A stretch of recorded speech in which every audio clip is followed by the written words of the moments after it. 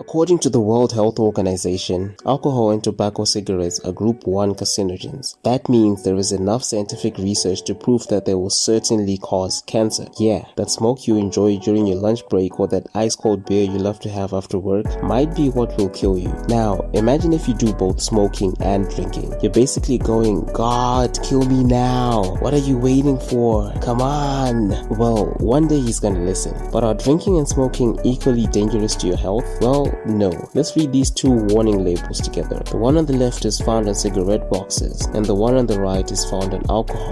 Danger: smoking is harmful to health. And now the other one for alcohol reads, alcohol may be hazardous to health if consumed to excess. Now, notice how smoking is hazardous to health while alcohol may be hazardous to health if consumed in excess. There is a clear distinction here. These companies are basically telling people that smoking is harmful regardless of dose, but alcohol is not guaranteed to harm you, even though the risk of harm increases with an increase in consumption. Where do they get this? I took a look at the research. In 2022, a review of the meta-analyses on alcohol and its outcomes was conducted. This review took a look at 59 publications reporting 224 meta-analyses, and the results showed some pretty interesting things. Compared to non-smokers, low alcohol consumers generally got several health benefits. Let's take a look at the effects of alcohol on cancer, for example. Low alcohol consumption decreases the risk of 3 types of cancer: liver cancer, endometrial cancer, and renal carcinoma, and increases the risk of 4 types of cancer: esophageal cancer, breast cancer, cutaneous basal cell carcinoma, and cutaneous squamous cell carcinoma. I really hope I'm saying this right. Generally speaking, low alcohol consumption results in an 11% decrease in all cancer mortality. Moderate alcohol consumption decreases the risk of 2 types of cancer: thyroid cancer and renal cell carcinoma, and increases the risk of 7 types of cancers: colon cancer, rectum cancer, colorectal cancer, esophageal cancer, breast cancer, cutaneous basal cell carcinoma, and cutaneous squamous cell carcinoma. High alcohol consumption decreases the risk of 2 types of cancer: thyroid cancer and renal cell carcinoma, and increases the risk of 5 types of cancer: rectum cancer, gastric cancer, esophageal cancer, breast cancer, and cutaneous squamous cell carcinoma. Which is weird because this is more than for the moderate consumption. However, high alcohol consumption was found to be significantly related to all cancers' mortality, so I guess this balances it out. From this information, we can see that low alcohol consumption has some health benefits, but the more alcohol you consume, the more you put your health at risk. Hence the statement, alcohol may be hazardous to health if consumed in excess. The studies on tobacco cigarettes show exactly what the packages say. A publication by the National Cancer Institute highlighted that there are 69 carcinogenic chemicals in cigarette smoke, and inhaling even a little bit of cigarette smoke is harmful to health. A 2016 publication by the National Institute of Health cited the findings of the National Cancer Institute, highlighting that people who consistently smoked an average of less than 1 cigarette per day over their lifetime had a 64% higher risk of earlier death than never smokers, and those who smoked between 1 and 10 cigarettes had an 87% higher risk of earlier death than never smokers. Smoking 1 cigarette a day puts you at half the risk of someone who smokes 20 cigarettes a day. That is a really concerning ratio right there. Even if you don't breathe in cigarette smoke, you will still absorb some harmful chemicals through the lining of your mouth, according to the Australian Government Department of Health and Aged Care. Even passive smoking kills 7,300 non-smoking adult Americans from lung cancer each year. If you live with someone who smokes, your chances of developing lung cancer increase by 20 to 30%. This is before we take into account the genetic factors that make certain people more prone to developing cancer. Even if you don't breathe in the cigarette smoke, you still absorb some harmful chemicals through the lining of your mouth, like I mentioned earlier. You see how crazy that is? Smoking is definitely harmful to health, even if you smoke just a little bit. Yes, there have been some studies that found some health benefits of smoking, but the risk to reward ratio is far too small to make any of these benefits significant to your overall health. Smoking will do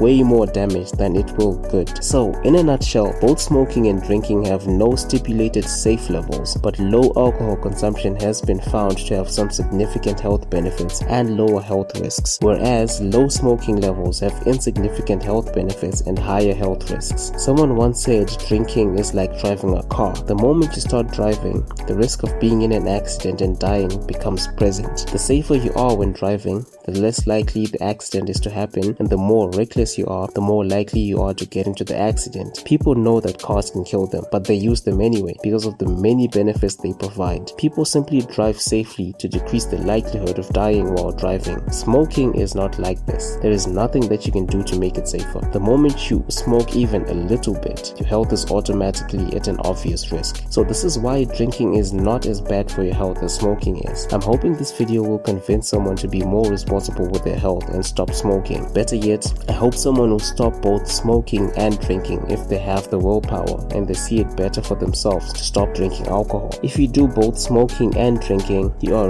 really killing yourself. You need to stop smoking and drinking moderation, or stop both entirely. That's it for the video today. I hope it taught you some life-changing stuff. Please like the video and subscribe to the channel. I'll see you in the next video. Remember to stay natural.